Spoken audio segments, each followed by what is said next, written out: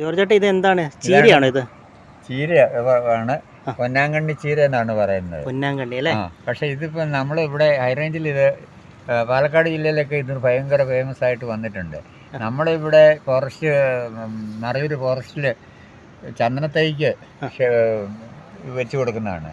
ഇതിൻ്റെ നടുക്ക് നിൽക്കുന്നത് ചന്ദനമാണ്. ചന്ദനമാണല്ലേ? സപ്പോർട്ടായിട്ട് വളരാൻ വേണ്ടിയിട്ട് അല്ലേ? നമ്മുടെ ഫോറസ്റ്റ് ഡിപ്പാർട്ട്മെൻറ്റ് ചന്ദനത്തൈ മറയൂർ വിൽക്കുന്നുണ്ട്. അവർ ആ തൈയുടെ കൂട്ടത്തിൽ ഈ ചീരയും കൂടെ വെച്ചാണ് കൊടുക്കുന്നത്. അങ്ങനെ കൊണ്ടെന്നാണ് ശരിക്കും അങ്ങനെ ഉണ്ടെന്നാണ്. ഇതിപ്പോ ഈ ചീരയാണ് പടർന്നു വന്നത്, ചന്ദനം വളർന്നിട്ടില്ല. രുചികരമായി ഇത് കറി വെക്കാമെന്ന് പറയുന്നത്.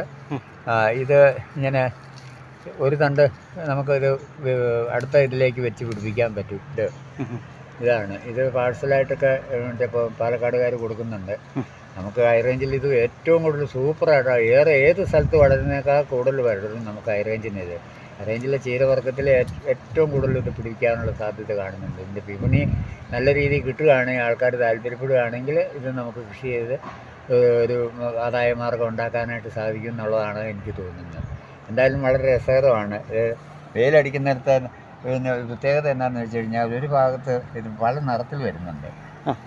ഈ കാണുന്നത് കളർ മാറിയാണ് വരുന്നത്. അതിൻ്റെ പ്രത്യേകത ഇതിൻ്റെ നിറം മാറി വരുന്ന ഒരു ഇതാണ്. ഇത് പൊന്നാങ്കണ്ണി ചീര ഇപ്പോൾ വളരെയധികം കേരളത്തിൽ ഇത് ഫേമസ് ആയിട്ട് വരുന്നുണ്ട്.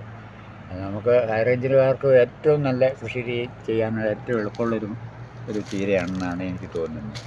ഏതായാലും ഇതും നമ്മൾ പരീക്ഷിക്കപ്പെടുന്നതാണ്.